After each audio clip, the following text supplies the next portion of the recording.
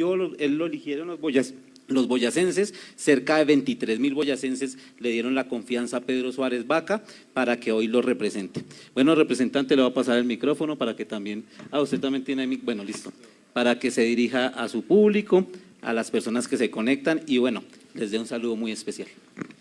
Bueno, en primer lugar, Carlitos, muchísimas gracias por acompañarnos el día de hoy en esta rendición de cuentas. Ya hemos hecho en unas 3 oportunidades rendiciones de cuentas porque nos parece mínimamente ético y voy a ponerme de pie un segundo para saludar también a todas las amigas y amigos que están allá en la parte de atrás de este espacio y a todos los amigos y amigas también de esta parte del escenario. Muchísimas gracias también a todas y a todos ustedes por acompañarnos el día de hoy en esta rendición de cuentas. Fue una promesa de campaña que íbamos a ser absolutamente transparentes, que íbamos a venir a contarles constantemente cuál era nuestro quehacer en el Congreso de la República, en las funciones propias de la actividad legislativa y por supuesto en las gestiones que hemos logrado acompañar para fortalecer sobre todo algunos de los proyectos de los municipios de nuestro departamento de Boyacá.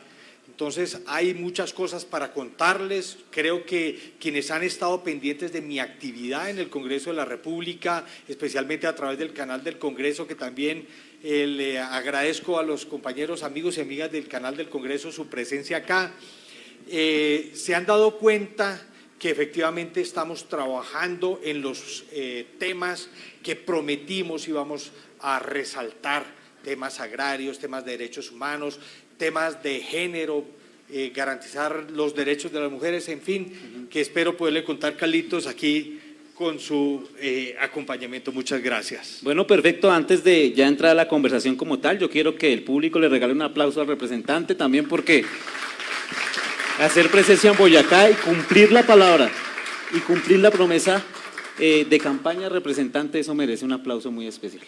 Bueno, la agenda legislativa, empecemos con la agenda legislativa, algo muy importante.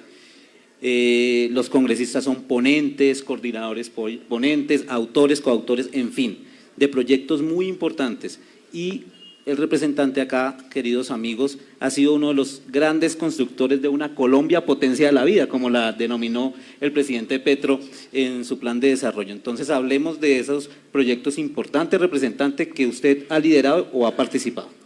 Bien, en materia legislativa, también quienes han tenido la posibilidad de ver nuestras redes hemos participado constantemente en los debates importantes del país. Temas en materia de educación, en materia de salud, en materia agraria, que fueron presentados bien sea por el gobierno nacional o que fueron presentados por iniciativa parlamentaria. En materia, digamos, de presentación específica de proyectos nuestros, hemos presentado 4 proyectos de autoría propia, hemos participado en 29 proyectos de ley de derechos humanos y sociales, en al menos 18 proyectos relacionados con la defensa del medio ambiente y la sostenibilidad, incluyendo un tema que no está aquí, digamos, en este informe, pero que quiero contarlo de antemano, y es que en la COP16, que fue el encuentro mundial sobre biodiversidad que se llevó a cabo aquí en la ciudad de Cali, logramos que en el documento que se expide entre los parlamentarios del mundo que asistimos a la COP16 se insertara un artículo que contiene la prohibición de realizar actividades de exploración y explotación de hidrocarburos en los páramos.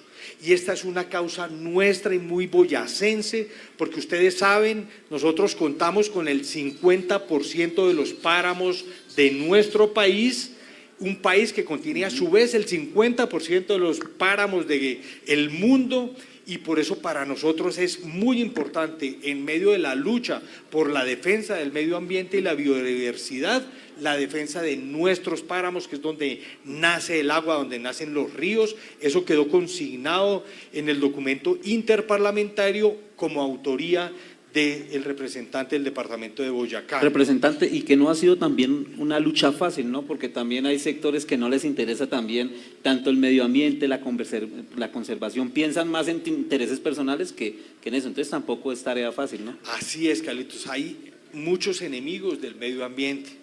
La generación y la creación de actividades en principio lícitas, pero que por la ubicación de esas actividades, como la minería en páramos, causa un perjuicio gravísimo. Muchos de los incendios, Carlitos, se han visto que efectivamente en las zonas de páramo son generados por manos ilícitas, manos ilegales que queman nuestros páramos para después llegar a realizar otras actividades que son legales, por supuesto, pero el hecho de haberse realizado a través de la quema de páramos las constituye en ilegales.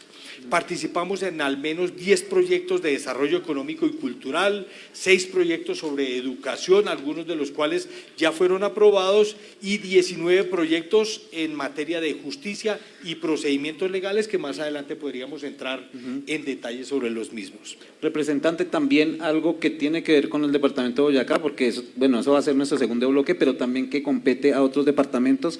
¿Cómo ha sido esa lucha también? Porque para que la nación salte de esa deuda histórica que tiene con nuestro departamento y con los departamentos de la Ruta Libertadora, y es preguntarle al representante cómo va lo del Pacto Bicentenario. La gente acá me está preguntando ya por interno, porque pues es un proyecto que contempla importantes vías para la región. Bien, efectivamente, desde hace ya varios años se aprobó ese pacto bicentenario que comprendía en buena parte el desarrollo, la ejecución de varias vías, pero diríamos que unas de las principales naturalmente son aquellas que conectan al departamento de Boyacá con los departamentos de Casanare y Arauca, porque esa es la Ruta Libertadora. Nos hicimos parte de una comisión especial para la vigilancia del cumplimiento de ese pacto bicentenario y encontramos que ninguna de esas obras había avanzado en más del 10% de lo que debía haber avanzado a la época en que hicimos esa veeduría por parte de varios congresistas del departamento de Boyacá, de Arauca y Casanare. Incluso participaron congresistas del departamento de Santander, porque hay otra ruta que forma parte de ese compromiso bicentenario, que es la de Duitama-Charalá. Entonces allí también congresistas del departamento de Santander hicieron presencia para verificar qué es lo que está pasando. Hemos presentado, por supuesto, quejas formales respecto de la baja ejecución de esas obras y hemos iniciado unas veedurías que ya han dado resultados, Carlitos. Apenas nosotros hicimos la primera audiencia pública sobre el tema del Pacto Bicentenario, al poco tiempo empezaron el INVIAS empezó a mostrar los resultados sobre los avances de las obras, pero que fueron posteriores a las primeras audiencias públicas. Esto como un compromiso que teníamos con los sectores, fronterizos del departamento de Boyacá. Bueno, representante, contémosles también a los boyacenses, a las personas que se conectan en este momento por nuestras redes sociales. Bueno, ¿de dónde salen esas ideas? Porque hemos visto al representante con carteles, no toreo, no fracking, en tenis, mejor dicho, un representante muy activo, porque la gente piensa que es que los congresistas están con corbata, en oficinas, pero es que hemos visto al representante Suárez Vaca, mejor dicho, todo el tiempo con carteles, protestando, porque de todas maneras también tiene que haber una protesta para lograr grandes cosas, ¿no?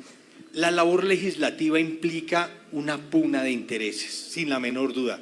Ustedes imaginarán cuando debatimos un proyecto de ley como uno de los más bonitos que hemos logrado sacar adelante, del cual fui precisamente ponente, que es el debate antitaurino.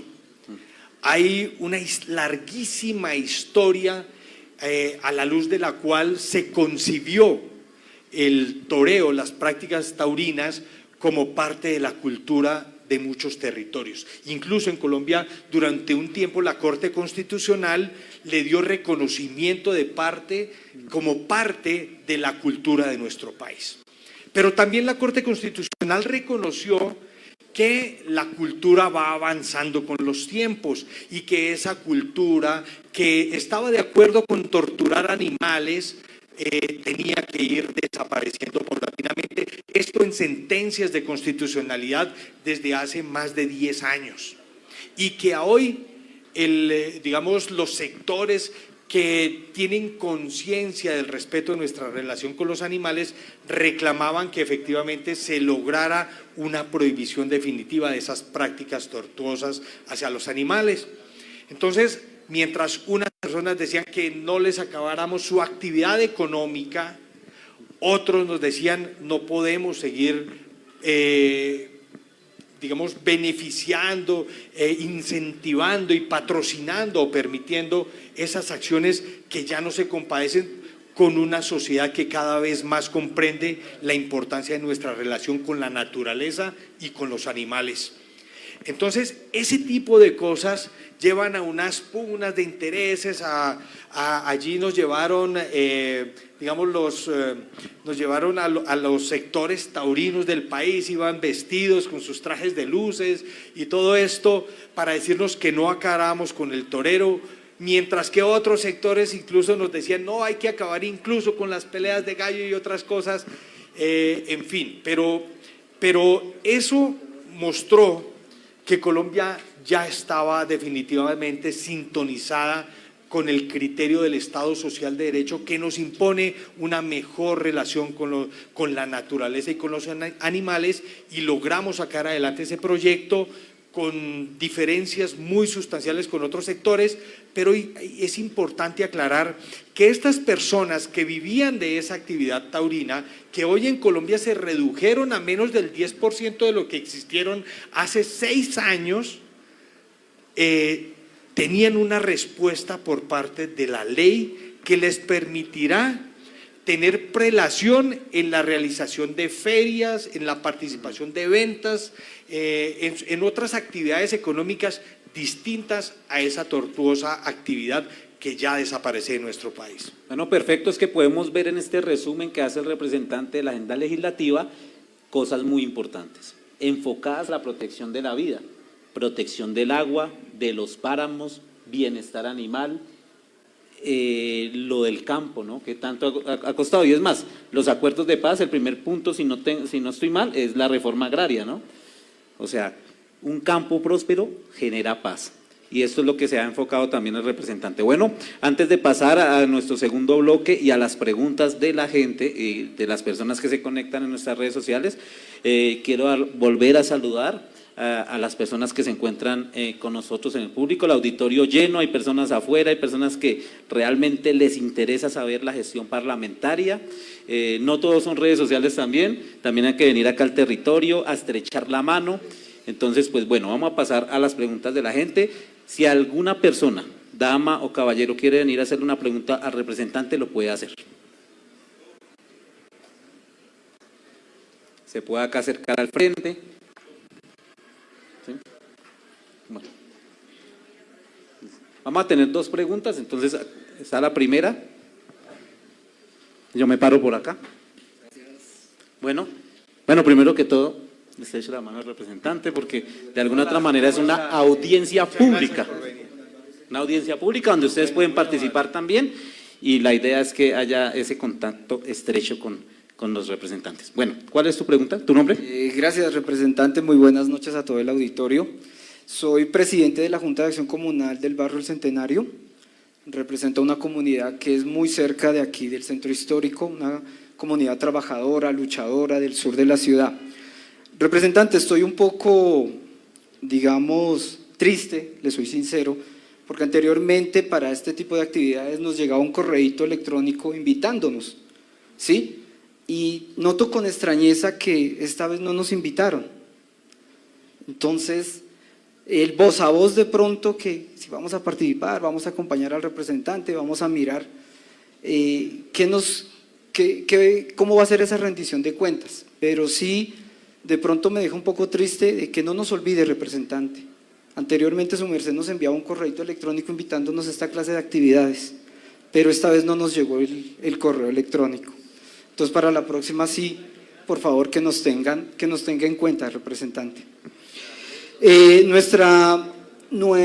Mi pregunta es, bueno, el 10 de diciembre hubo una reunión importantísima con nuestros representantes comunales y el presidente Petro, donde lograron concretar y establecer mesas de trabajo en distintos frentes que permitan superar las barreras que han dificultado la implementación de políticas públicas para priorizar este sector, ¿sí?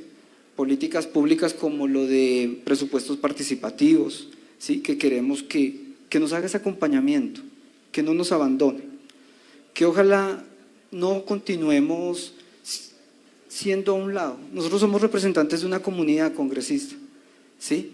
Y queremos que nos tengan muy en cuenta para este tipo de actividades y que ojalá nos apoye en esas mesas técnicas de trabajo para superar estas barreras que cuando hay políticas públicas para los comunales empiezan a existir diferentes muros y no queremos más eso. Muchísimas gracias.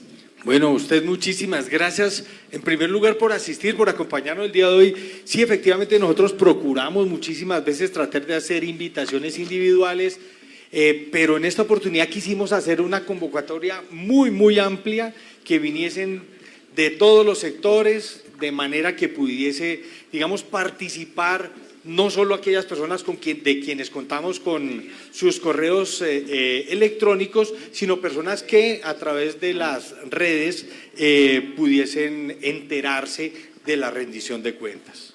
Pero entonces muchísimas gracias y por supuesto que con los comunales hay una relación muy importante porque el presidente Gustavo Petro ha dispuesto desde su campaña, lo anunció, que el propósito era tratar de llevar a cabo la mayoría de obras públicas a través de las juntas de acción comunal, como naturalmente se comprende que es precisamente, son ustedes los más cercanos entre los gobiernos departamentales, nacionales, municipales y las comunidades. Entonces, en ese reconocimiento se hizo incluso la actividad de las vías comunitarias para la paz, que finalmente, fíjense, que terminaron demandando y echando abajo el artículo que permitía la contratación directamente a través de las juntas de acción comunal. No fue el gobierno el que se negó a hacerlo, sino finalmente fue a través de una decisión judicial que nos echaron para atrás eso, pero hay otras fórmulas jurídicas que ya ha encontrado una entidad como el DPS para efectivamente tratar de seguir manejando la realización de las obras a través de este tipo de sectores sociales. Muchas gracias. Bueno, perfecto, le recordamos a nuestros asistentes que son solo 2 preguntas por tiempo, entonces le vamos a pedir el favor al equipo de representante que nos ayuden a ver quién levanta la mano primero para poder, entonces le damos la bienvenida acá también a la segunda persona que levantó la mano para que pregunte. Lo invito también a saludar al representante. Gracias. Estreche la mano también al representante, no sé por qué. Bueno, entonces, muchas gracias. ¿Cómo es su nombre? José Boulevard. Bueno, don José, bienvenido acá a la rendición de cuentas del representante. Le pongo a disposición el micrófono para su pregunta. Gracias, muy amable. Honorable representante, como miembro que fui de una junta de acción comunal del barrio Ricaurte de aquí de la ciudad de Tunja, obtuve una serie de experiencias tenaces, tremendas. Me avanzaba con lo del compañero aquí, del líder del centenario, que somos vecinos. Nosotros los comunales, mientras no tengamos una asesoría jurídica para no dejarnos mamar gallo de estos funcionarios municipales para cualquier obra, estamos jodidos, estamos jodidos. Honorable representante, qué bueno sería de que aquí en Tunja existiera una oficina para la asesoría jurídica, gracias a usted que yo iba a su oficina, pero para el resto de comunales de aquí de Tunja y de Boyacá y de ¿qué le diga? De los rurales, para que nosotros los comunales que tenemos todavía ese sentido social de colaborar con las vías, velar por los derechos de la tercera edad, velar por la comunidad juvenil, los niños, la recreación, tengamos esa asesoría para nosotros salir adelante con esos proyectos, ya que son derechos que nos pertenecen. Honorable, le dejo esa inquietud. Muchas gracias. Bueno, muchísimas gracias a usted por su inquietud. Yo le diría un par de cosas muy breves. La primera, Hay una entidad que ayuda con los temas jurídicos de asesorías, que es la Defensoría del Pueblo. Eso es una acción propia de esta entidad. Pero para específicamente las juntas de acción comunal hay una oficina en la Secretaría de Gobierno de la Gobernación de cada departamento, y aquí en el caso de Boyacá existe esa oficina en donde pueden recibir esas asesorías. Hay una oficina, una subsecretaría específica para temas de juntas de acción comunal. Bueno, perfecto. Nos han pedido la palabra, pero a su merced lo dejamos para el segundo bloque ya como primero, porque eso no sé si el equipo del representante tenga alguna pregunta por redes sociales, algo que le quieran preguntar. Oh, bueno, listo, seguimos. Bueno, como yo les decía en el inicio de esta entrevista o de esta rendición de cuentas, al representante lo eligió Boyacá. Fueron cerca de 23.000 boyacenses que le dieron la confianza, pero el representante no solo legisla para ellos, sino para todo el país y el 1.200.000 habitantes que tenemos acá en el departamento. Entonces, representante, queremos también conocer que usted ahonde en los proyectos, en temas que han beneficiado específicamente al departamento de Boyacá. Bueno, de todos esos proyectos que he mencionado anteriormente, participamos en 20 ponencias legislativas, es decir, de leyes o de actos legislativos, de leyes ordinarias, orgánicas. Algunas de las más claves vamos a mencionarlas, no podemos mencionarlas todas porque en realidad son muchas. Entonces, uno, ya lo habíamos mencionado, es el de la prohibición de las prácticas taurinas. Este fue un proyecto que ya había sido hundido más de 6 veces en el Congreso de la República. En esta oportunidad, con una autoría de la compañera Esmeralda Hernández, también del Pacto Histórico, logramos sacar adelante este proyecto.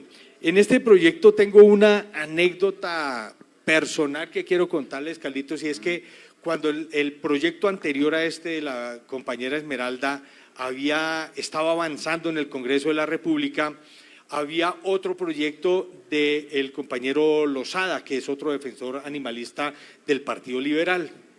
Y ese día, cuando se estaba aprobando en la Cámara de Representantes, yo tenía que estar acompañando aquí a los ministros en la elaboración del Plan Nacional de Desarrollo y los proyectos del departamento de Boyacá, y no pude asistir.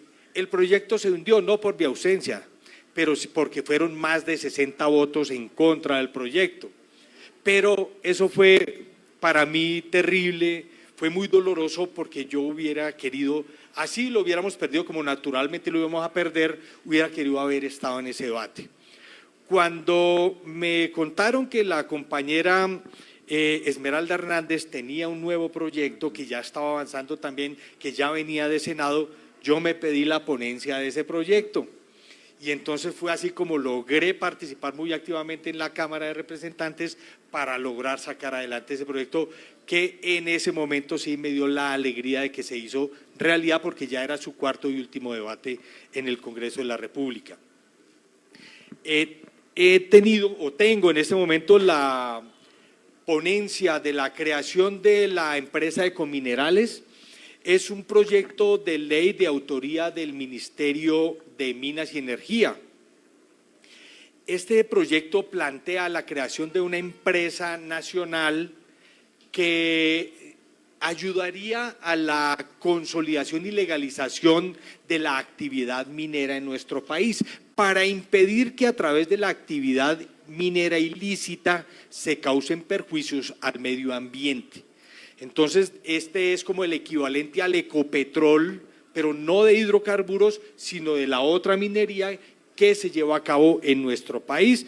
Ya hemos superado el debate en la comisión primera a la que pertenezco. Estamos esperando que sea puesto ya en el debate en la plenaria de la Cámara para que continúe su curso posteriormente en el Senado de la República.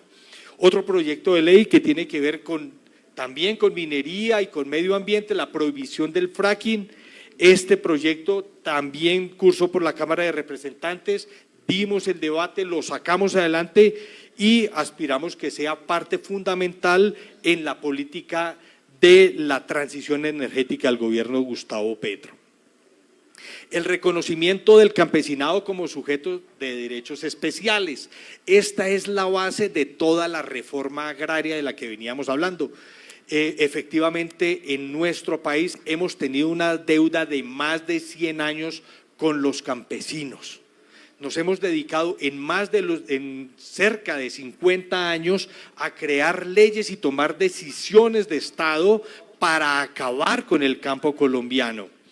El hecho de que se acabara la producción de insumos agropecuarios en nuestro país. La última empresa que producía insumos agropecuarios era Monómeros, y el expresidente Duque va y se la entrega al señor Guaidó, que no sabemos de dónde sería presidente el señor, y acabaron con la producción de insumos agropecuarios en Colombia, llegando a comienzos del año antepasado a estar en más del 300% el valor de los insumos agropecuarios, básicamente ahogando a los campesinos. Con la labor que se ha adelantado por parte del gobierno nacional, ya se logró recuperar Monómeros. Hoy en Colombia se están produciendo los insumos agropecuarios, ya se redujo ese excesivo costo de la producción agrícola, y se está trabajando ahora con el gobierno en la creación de entidades que permitan la transformación y comercialización de los productos agropecuarios. Esperamos pronto tener noticias del Ministerio de Agricultura en ese sentido. La jurisdicción agraria, como les decía, también atravesó por la Comisión Primera, la modificación constitucional, la posterior creación de la jurisdicción dentro de la estructura de la rama judicial, y hoy se está avanzando en las disposiciones, digamos, normativas que van a regular cómo se van a hacer los debates jurídicos en esa jurisdicción agraria. Y lo que aspiramos, que ya lo hemos pedido y básicamente me han dicho que va a ser una realidad, es atraer por primera vez el Tribunal Agrario al departamento de Boyacá, es decir, el piloto de jurisdicción agraria sería en la ciudad de Tunja. El régimen salarial de los congresistas, hemos participado en los debates, hemos votado positivamente la reducción de los salarios de los congresistas, en un proyecto que recientemente se hundió en la Comisión Primera por falta de quórum, como cosa rara, pero se puede verificar que estábamos allí, la bancada del Pacto Histórico, y votamos positivamente a eso como parte del apoyo a la preservación de recursos para la satisfacción de otras necesidades del pueblo colombiano. Y recientemente, ustedes vieron, también firmamos el nuevo proyecto que presenta el compañero Iván Cepeda en el mismo sentido, para mantener nuestra intención irresoluble de reducir los salarios del Congreso de la República como aporte a la economía del país. Algo que pide mucho la gente, ¿no? Que se bajen los sueldos. Sin la menor duda. El nuevo financiamiento para la educación superior de la Ley 30, que modifica unas leyes para implementar un nuevo modelo que va a permitir financiar precisamente la educación en nuestro país. Esa promesa de matrícula cero del gobierno del presidente Gustavo Petro tiene que tener unos recursos, tienen que llegar recursos a las universidades cuya fuente inicial era precisamente el pago de matrículas. Si nosotros queremos evitar que esa sea la fuente principal, pues se deben modificar las leyes que permiten el financiamiento de las universidades. En cuanto a los proyectos creados por nuestro equipo legislativo, está uno que es tal vez el proyecto que a mí más me gusta, y es el de la licencia menstrual. En Colombia ha sido un mito hablar de menstruación, y sobre todo hablar de las dolencias que tiene al menos el 10% de las personas menstruantes en nuestro país, producto de situaciones excepcionalísimas, que son los ovarios poliquísticos, o una enfermedad que en este momento se me escapa el nombre, que la endometriosis, que produce unas dolencias en las personas menstruantes desmayos, dolores menstruales, pérdida de la conciencia, disminución en su capacidad laboral, etcétera, etcétera, y que en Colombia a hoy se tiene que tramitar a través de una licencia laboral, con todo lo que ello implica, ir al médico, pedir que efectivamente se le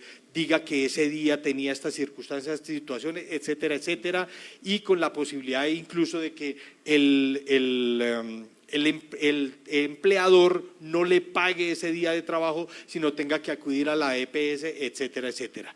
La licencia menstrual es el reconocimiento de una realidad que están viviendo muchas personas en nuestro país y que esperamos se convierta en una realidad pronto. Ya varias entidades nacionales la están aplicando hoy sin la existencia de esta ley, pero esperamos que esta ley la haga obligatoria. Esperamos próximamente que en el departamento de Boyacá algunos municipios y la gobernación se unan a esta iniciativa de garantizar los derechos menstruales de sus trabajadores. La generación de empleos verdes, que ya les comentaba de qué trata. Este es un proyecto también que tiene esa doble connotación: generación de empleo en materia laboral y, por supuesto, la defensa del medio ambiente. Un proyecto que presentamos el semestre pasado, que es el de la Boyacá Artesanal, y es el reconocimiento de nuestros artesanos como patrimonio, o de la labor de nuestros artesanos como parte del patrimonio inmaterial de nuestro país, con lo que ello implicaría, que es el reconocimiento de algunos derechos adicionales para nuestros artesanos, abrir la puerta a que ellos puedan vender sus productos por fuera del departamento y ojalá por fuera del país. Y por supuesto un proyecto que yo había anunciado desde mi campaña, y era el proyecto que tiene que ver con la prohibición a la Procuraduría General de la Nación de sancionar a través de destitución, suspensión a funcionarios públicos elegidos por voto popular. Esto deviene de un pronunciamiento de la Corte Interamericana de Derechos Humanos en el caso de Gustavo Petro Urrego contra la Nación, cuando fue destituido por la Procuraduría, habiendo una norma que forma parte del derecho internacional y que se incorpora a través del llamado bloque de constitucionalidad a nuestra Constitución y prohíbe que autoridades administrativas y con un carácter político como el de la Procuraduría de Colombia puedan sancionar a funcionarios por destitución o suspensión a funcionarios que han sido elegidos por voto popular. Entonces, es ponernos a tono con nuestras normas constitucionales y supraconstitucionales, y ese proyecto es de iniciativa de Pedro Suárez Vaca, está cursando en el Congreso de la República, y el recién posesionado Procurador General de la Nación en su posesión manifestó apoyar ese proyecto. Bueno, perfecto. Representante, también les voy a leer acá a los asistentes y a las personas que se conectan hasta ahora en esta audiencia pública de rendición de cuentas, también entrevista por Primero en Política, y es, por ejemplo, este logro que me parece a mí importantísimo, ¿no? Que es en pro de la educación superior, y es la ampliación del SENA a Tunja, Sutamarchán y otras regiones. El SENA se ha convertido en quizás la gran oportunidad para muchos, ¿no? No se tiene los recursos suficientes para pagar una universidad privada, no se puede venir tampoco a Tunja por el desplazamiento a acceder a la universidad pública. Entonces, háblenos, representante, de la importancia de llevar al SENA a las regiones. Bien, efectivamente, en un diálogo constante que hemos tenido con el director nacional del SENA, hemos logrado en primer lugar que se apropiaran los recursos, que era como la parte más difícil de este tipo de proyectos, para el inicio de las obras en el antiguo terminal de la ciudad de Tunja para una sede del SENA de aquí de Boyacá, que va a quedar ahí en este centro específico de la ciudad de Tunja. Y otro ubicado en una zona veredal de aquí de la ciudad de Tunja, ese sí ya ha avanzado, ya prácticamente las obras están terminadas y allí se inaugurará prontamente una de las sedes del SENA. Esto es muy importante porque, como tú bien lo anotas, no todo el mundo tiene acceso a las universidades y el SENA se ha convertido en una oportunidad de capacitación, especialmente de los trabajadores, porque así se creó el SENA como una entidad para el aprendizaje de los trabajadores y trabajadoras de nuestro país y por eso la importancia de tener estos SENAs. Pero también hemos trabajado y ya logramos consensuar con el doctor Londoño la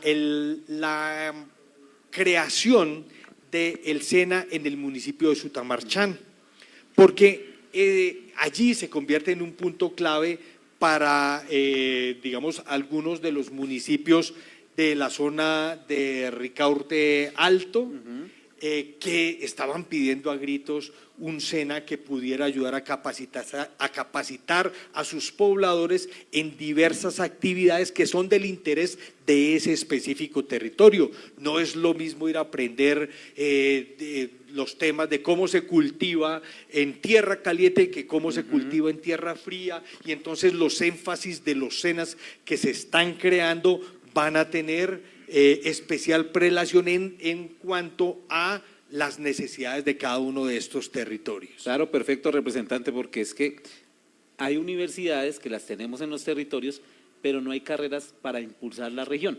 Muchas universidades, y lo digo en el caso de mi región, del Valle de Tenza, un saludo muy especial a la hermosa gente de la provincia de Oriente y de Neira, y es que, por ejemplo, hay carreras que es muchas licenciaturas, pero no hay carreras que se enfoquen, por ejemplo, en desarrollo del turismo, desarrollo del sector agropecuario, porque déjenme decirles, queridos asistentes, que ha habido mucha migración de jóvenes hacia las ciudades, porque no tienen, uno, la oportunidad de estudiar lo que quieren, y dos, de poderles servir a su región. Es muy importante eso, representante. Conjunto a esto, porque también si hay instituciones, fabuloso, pero si hay becas también. Entonces, acá tenemos, representante, mediante el programa Potencia de Vida, Potencia tu Vida, pues 3.000 becas, ¿no? A 3.000 personas, que es muy importante. 3.000 personas pueden acceder a capacitarse en inteligencia artificial, en programación, en ciencia de datos, mejor dicho, en estas líneas que van a la vanguardia tecnológica que vive el país y el mundo, ¿no? Sí, efectivamente. Este es un programa del Gobierno Nacional que ha dispuesto de la generación de unas becas para que personas que no tienen la oportunidad de tener los recursos para capacitarse en esos temas que tú acabas de anotar, efectivamente lo puedan hacer. En Colombia fueron cerca de 60.000 becas de estas, pero logramos que de esas becas vinieran alrededor de 3.000 becas para el departamento de Boyacá. Bueno, perfecto. También, bueno, la gestión en salud, representante, porque también es muy importante. La salud, que se ha vuelto el gran flagelo de no solo los boyacenses, sino de los colombianos. ¿Qué tenemos en salud? Bueno, en salud yo quisiera abordarlo en dos aspectos específicos. La primera, la lucha que hemos dado ya en dos oportunidades con la reforma a la salud. La primera, que infortunadamente fue hundida en el Senado de la República, y este es un tema que estamos absolutamente seguros que no hay nadie en Colombia que no diga, hombre, sí se requiere la reforma a la salud. En los debates en el Congreso de la República, la misma oposición señala que es consciente que se requiere la reforma a la Ley 100, que la Ley 100 fue un fracaso como modelo de salud para Colombia y que requiere esa reforma. Pero ellos consideran que lo que plantea el Gobierno Nacional no es lo que se debe reformar. Nosotros decimos que sí, es que el manejo de los recursos no puede seguir en manos de las EPS, porque no están llegando los recursos a los que están efectivamente prestando el servicio de la salud, que son las IPS y que son los centros de salud y los hospitales que quiebran, porque los dineros terminaron quedando en equipos de fútbol o quedando en clubes de golf o quedando en los bolsillos de los dueños de las EPS. O sea, representante, lo que se busca, según entiendo, es que el dinero le llegue directamente a los hospitales y no pase por las manos de… Ese es el tema sustancial del debate en la reforma a la salud, y estructurar un modelo de salud que permita realizar eso es la gran lucha que seguimos dando con el compañero Guillermo Alfonso Jaramillo como ministro de Salud. Pero a propósito del compañero Guillermo Alfonso Jaramillo, que tiene sangre boyacense, ha sido una de las personas que más nos ha ayudado en la gestión para este departamento. Alrededor de 11 ambulancias y 4 unidades móviles ya han sido entregadas aquí a varios municipios del departamento de Boyacá. Fueron aprobadas cerca de 60 ambulancias para Boyacá, de las cuales estas son las que ya han sido entregadas. La modernización de hospitales como el de Tunja, ustedes han visto que el Hospital San Rafael está creando una nueva torre. De la mano de nuestro ministro de Salud hemos estado trabajando constantemente en el desarrollo de ese proyecto, por supuesto con la colaboración necesaria de quien presenta el proyecto, que es la Gobernación de Boyacá, la Secretaría de Salud del departamento y por supuesto el gerente del Hospital San Rafael. Estamos trabajando en el desarrollo de ese proyecto que va a ser crucial para un hospital de la más alta calidad en el departamento de Boyacá, que queda precisamente en su capital.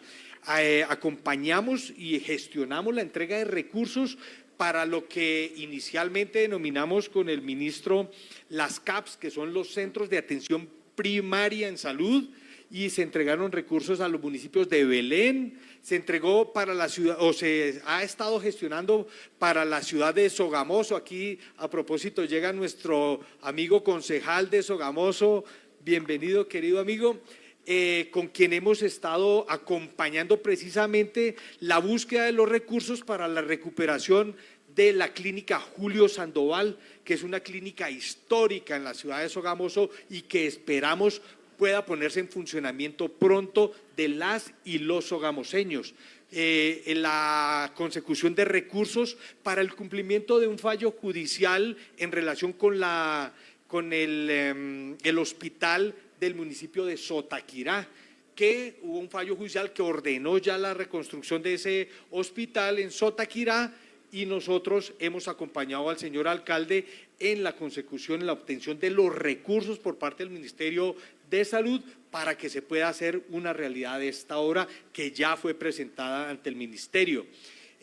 Apoyamos y ayudamos a la consecución de los recursos físicamente para salvar el Hospital San Vicente de Paúl del municipio de Paipa, que estaba básicamente en quiebra, producto de eso que hemos dicho, y es que los recursos no llegan a los hospitales porque se quedan generalmente en las EPS, y ya se logró la aprobación de unos recursos para ese hospital y esperamos que se pueda lograr salvar en su totalidad.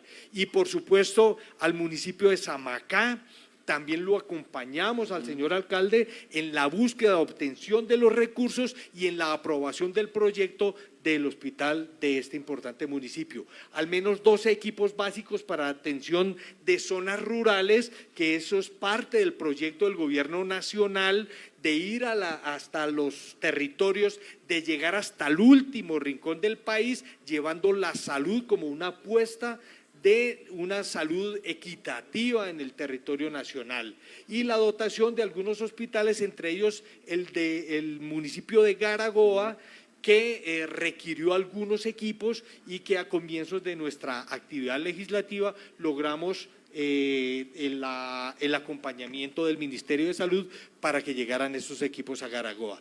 Esto, grosso modo, se ha logrado con gestión que hemos acompañado a los alcaldes, a la gobernación, a los directores de los hospitales y por supuesto por una muy buena relación que tenemos con el Ministerio de Salud.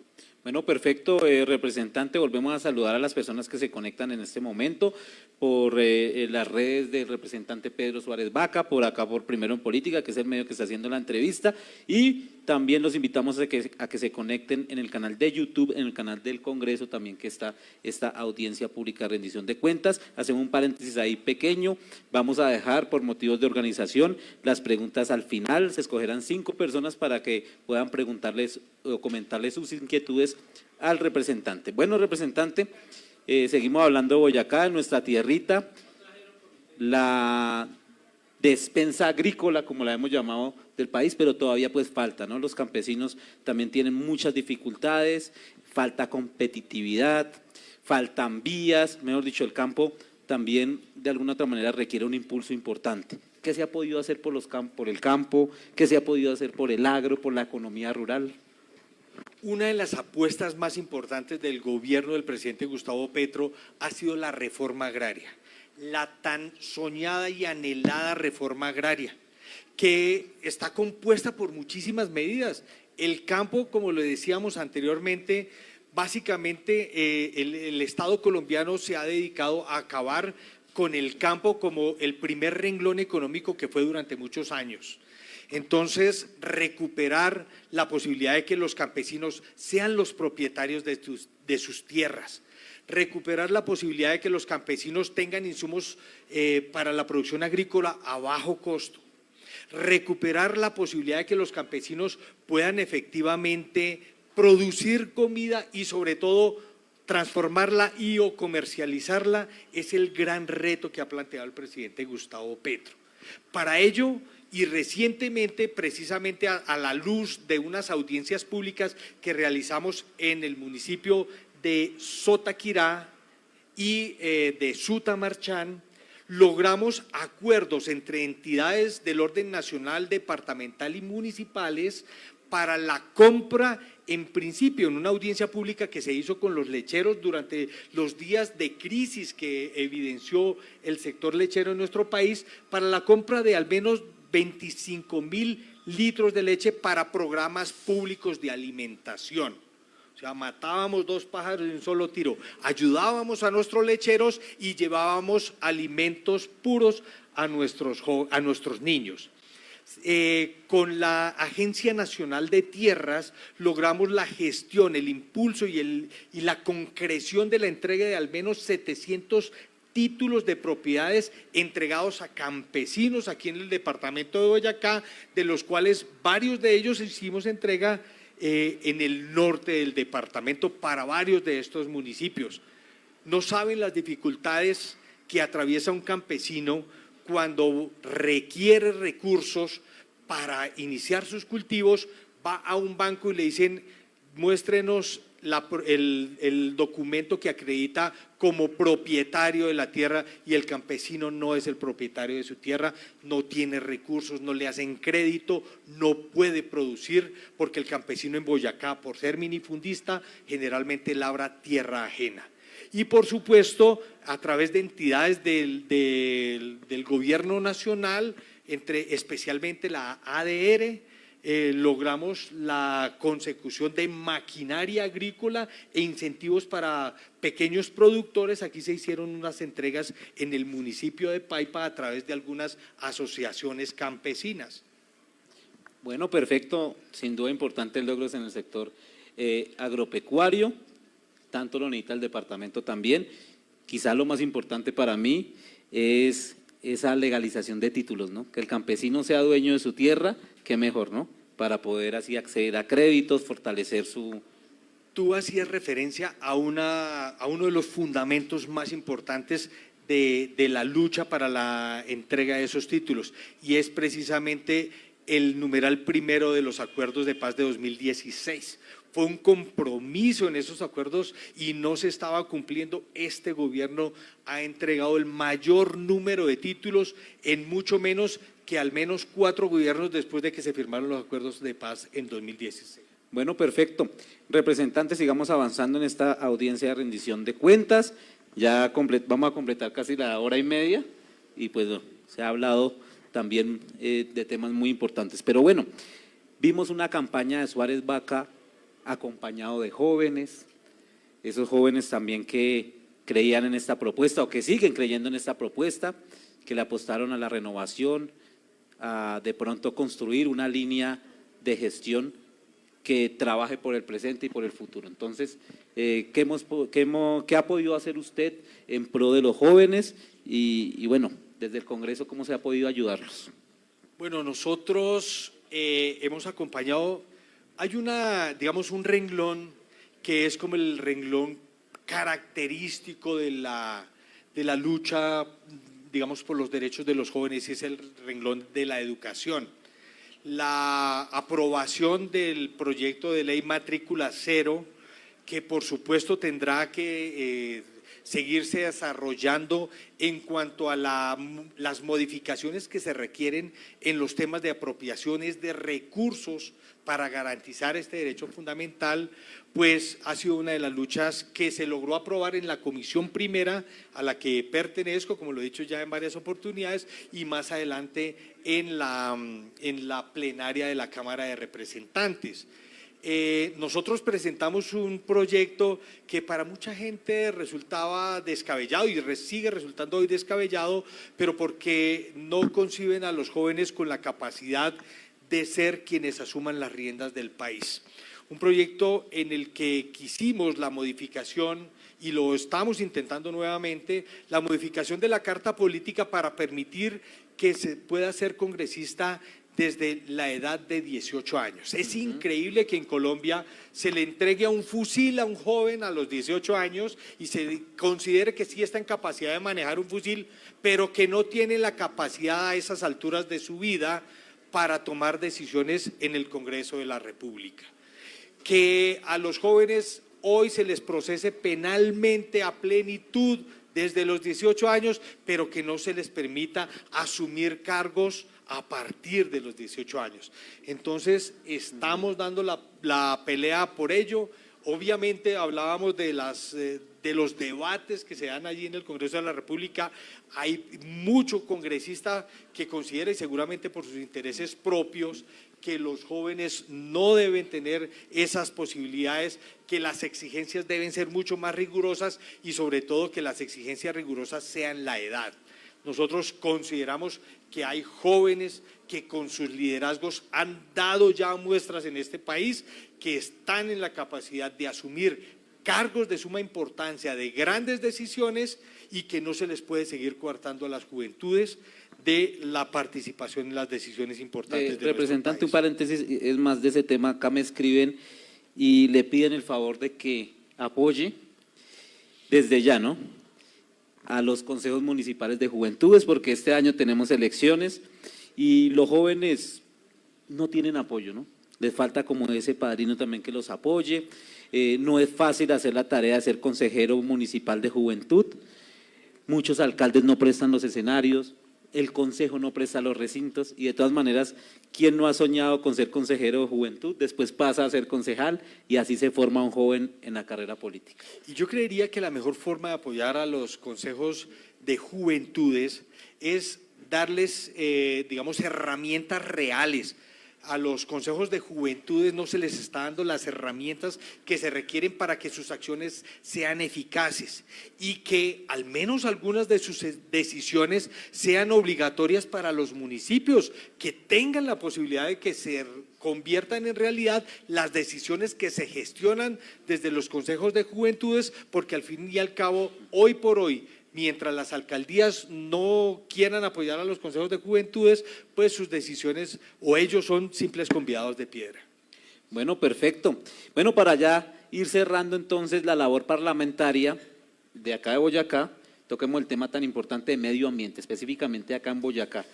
Usted lo dijo, representante, tenemos la mayor cantidad de páramos, pero de alguna otra manera le ha costado a Boyacá gestar una minería responsable, por ejemplo, porque se han visto afectados también nuestros recursos naturales por la minería, así como dice, mal hecha, pero también necesitamos de la minería para fortalecer la economía de nuestra tierra también.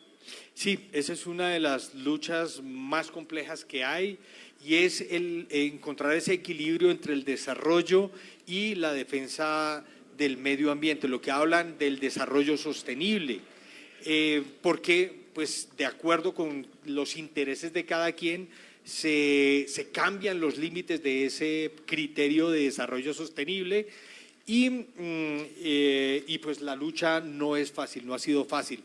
Nosotros nos hemos abanderado del tema de los páramos en el Congreso de la República, como lo decía en la COP, efectivamente logramos su inclusión, la defensa de los páramos, como un punto de iniciativa del parlamentario del departamento de Boyacá, pero adicionalmente yo creo que una de las cosas más bonitas que no fue en este periodo reciente, sino a comienzos de nuestra labor legislativa, fue la aprobación del Acuerdo de Escazú.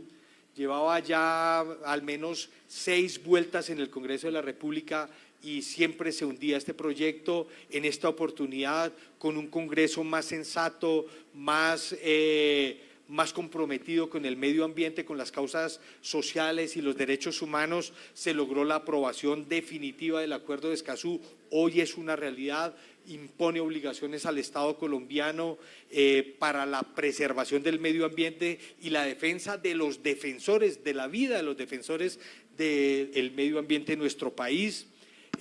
Los temas animalistas, que tienen una íntima y necesaria relación con la preservación del medio ambiente, hemos sido abanderados de estas luchas. Y por supuesto, en punto de la gestión para el departamento, ustedes recordarán que hace unas semanas logramos traer en físico que ya se había anunciado, ya se había hecho el anuncio a través de la Embajada de Azerbaiyán en 5 países. Es que el embajador de Azerbaiyán tiene sede en 5 países de Latinoamérica, pero es una persona que es cercana a nosotros, y como coincidimos el año pasado en que en Colombia iba a ser la COP16, en Azerbaiyán era la COP29, que era la COP grande. En esos diálogos con los diplomáticos de este país coincidimos en la inmensa necesidad de proteger el medio ambiente y logramos que se aprobara una donación de $100.000 para la protección de los páramos en el municipio de Duitama. Se los entregamos ya a nuestro querido alcalde, para mí seguirá siendo siempre José Luis Borges, y en cuyas manos, en mejores manos no había podido quedar. Seguramente estarán sus equipos hoy utilizando esos recursos para la preservación de los páramos en la ciudad de Duitama. Bueno, perfecto, representante, sin duda importantes logros en este año legislativo. Y bueno, qué bueno que usted le pueda contar hoy a los boyacenses y en general a las personas que se conectan por las redes sociales, porque nos están viendo también desde otros departamentos, gracias al canal del Congreso que está acá acompañándolo a usted. Entonces, bueno, también éxitos en lo que viene en este cierre y bueno, y afrontar el último año legislativo, que también es muy importante. Bueno, pasamos a las preguntas políticas, porque no podíamos quedarnos sin preguntas políticas en este medio político que yo lidero. Bueno, ya vamos a dejar a las preguntas de la gente, ya tenemos 2 aquí, ustedes 2 me han pedido la mano, también tenemos bueno, vamos a escoger entonces ahorita, ellos habían levantado la mano primero antes, entonces vamos también a darle prioridad, pero vamos a esperar que el representante responda. Bueno, usted hablaba de José Luis Borges, representante, sin duda el gran triunfo del progresismo en el departamento, porque históricamente que llegara una persona liderando sectores independientes de la izquierda a gobernar una ciudad tan importante como Duitama, no había pasado en el departamento. ¿Cómo vio la salida de José Luis? Y bueno, así muy cortico, ¿qué le pareció su gobierno? Bien, conozco a José Luis y yo resaltaría sus condiciones personales, profesionales y éticas para haber asumido y haber logrado el triunfo en la ciudad de Duitama. Yo creo que esto da cuenta de cómo se está transformando el pensamiento político en nuestro departamento, y una ciudad con unas castas políticas enraizadas y tan duras, que un joven como José Luis hubiese logrado llegar a la alcaldía. Creo que es un triunfo de la democracia y del pensamiento progresista, como tú bien lo anotabas. Lamento enormemente la decisión, por supuesto, respeto todas las decisiones judiciales, y en este evento respetamos las decisiones de las autoridades del contencioso administrativo, tanto del Tribunal de Boyacá como del Consejo de Estado. Tenemos diferencias en la interpretación del concepto de la doble militancia. Creemos que no se ha concebido en justicia ese criterio, porque José Luis apoyó a gente de su propia coalición nunca traicionó a su electorado, nunca le mintió a nadie en decir yo estoy con esta coalición y voy a hacer campaña a otros. Estuvo firme en sus convicciones y en su labor proselitista, pero infortunadamente la interpretación de la justicia es otra y tristemente se ha tomado esa decisión. La respeto, pero la recibo con muchísima tristeza realmente. Bueno, perfecto, representante. Si bien entramos en un momento crucial de su trabajo en el Congreso, también es un momento para ir pensando en el futuro. Ustedes, de alguna u otra manera, además de legislar, son actores políticos, porque la política los lleva a ustedes a estos escenarios. Y mi pregunta es así, seca, ¿Cámara o Senado? De continuar iría a Cámara. Bueno, perfecto. Entonces, el representante Suárez Vaca, si decide participar en las elecciones de 2026, será nuevamente candidato a la Cámara, entonces también. Y bueno, representante, las regiones también son importantes de cara a las presidenciales. Boyacá también se ha vuelto un departamento escenario para que vengan a visitarnos candidatos, bueno, al primer cargo de la nación. Lo hemos visto usted muy activo, liderando también con otros compañeros del pacto la posibilidad de que el pacto histórico sea un partido único y se pueda materializar en algún momento. ¿Cómo va esta iniciativa, representante? Bien, en las últimas reuniones que se han hecho con los directivos de los partidos que formamos parte del pacto histórico y de otras agrupaciones políticas que se quieren sumar a este proyecto progresista, que es un concepto, digamos, que conjuga muchas ideas que van más allá del propio pacto histórico. A hoy hemos logrado avances importantes en la consolidación de un partido único, que ya hicimos un primer lanzamiento de estos acuerdos del Partido Único Progresista, en donde están naturalmente la Colombia Humana, está el Polo Democrático, la Unión Patriótica, una facción del maíz que se denomina Partido Progresista hoy, en donde viene nuestra compañera María José Pizarro, David Racero, Heráclito Landines. Estamos en diálogos con otros varios sectores, el Partido Comunista, por supuesto, y otros sectores que han manifestado su intención de lograr una unidad que permita prolongar el proyecto progresista que hoy representa el presidente Gustavo Petro, pero que deberá estar representado en otro nombre para las elecciones del año 2026. Entonces, hay consolidados grandísimos avances y esperamos en próximos meses seguir haciendo anuncios en relación con la definición incluso de los estatutos internos de ese partido único. Bueno, perfecto. Para finalizar, se me vino acá a la mente otra pregunta así muy sencilla. ¿Boyacá algún día tendrá gobernador progresista? Yo creo que sí. Yo creo que ya estamos cada vez más cerca, que Boyacá ha mostrado una conciencia política mucho más alternativa y creemos que pronto Boyacá va a tener gobierno progresista. Bueno, perfecto. Entonces, antes de pasar a la participación de la gente y de las redes sociales, yo quiero que le demos un aplauso al representante Suárez Vaca, que muy juicioso le contó a los boyacenses su labor en el Congreso. ¿Cómo va a ser la metodología? Yo voy a leer acá 3 preguntitas que la gente hizo en la transmisión y como veníamos diciendo 5 preguntas del público, ¿no? Ya 2 personas habían levantado la mano y no sé, de ahí, bueno. Ya, listo. Sí. No, es que su merced tiene que entender que es una transmisión también, una audiencia pública donde gente que está trabajando o está pendiente de sus hogares tiene también derecho. No, usted también, le pido por favor respeto, ¿no? Respeto a mi trabajo y al trabajo del representante. ¿Listo? A usted también, listo. Listo, perfecto. Entonces, vamos con las preguntas de las redes sociales. Entonces, representante, le pregunta a Pamela Castillo, ¿Qué medidas propone para aumentar la participación ciudadana en la toma de decisiones legislativas?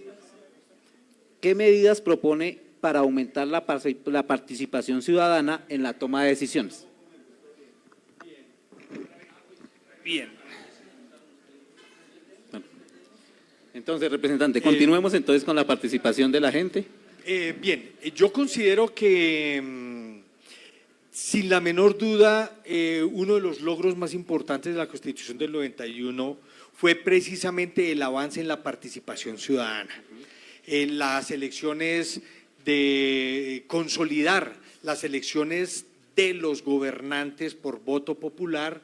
Creo que ha sido uno de los instrumentos más importantes para garantizar una verdadera democracia distinta a la que había en la Constitución de 1886 y que era una democracia más bien precaria, una democracia más bien relativa. La consolidación de muchos otros mecanismos como las consultas populares, que hoy por hoy a propósito de un tema que mencionamos anteriormente, que se dijo que se había consolidado o se había aprobado el reconocimiento del campesinado como sujeto especial de derechos. Ahora las decisiones que vayan a afectar los territorios campesinos van a poder exigir la participación del campesinado en esas decisiones.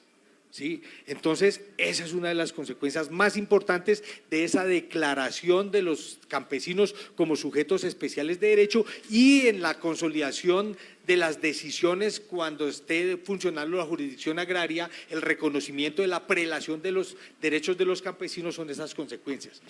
Una es entonces esa. Nosotros participamos en varios debates en los que logramos aprobar una mayor participación de las mujeres en la política.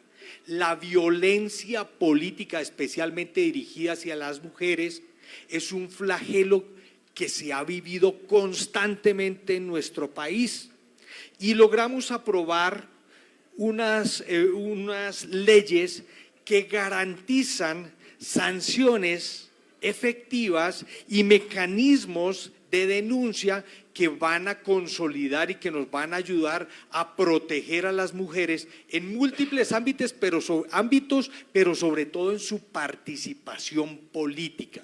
Yo creo que estas leyes que aprobamos en esa materia son uno de los aportes importantes que hemos hecho para garantizar una ampliación de la democracia. Las mujeres hace apenas poco más de 50 años han tenido la posibilidad de votar y cada vez más están ingresando a la política, pero hay que inhibir todas las acciones que no permiten, que agreden a la mujer en la participación política. Bueno, representante, dejemos la última ya de redes sociales porque ya el tiempo se ha extendido y también entendemos la agenda y también la agenda de los asistentes. Entonces, pregunta Patricia Cardoso, representante, ¿qué apoyo tenemos en el Congreso ante el notable aumento de violencias basadas en género?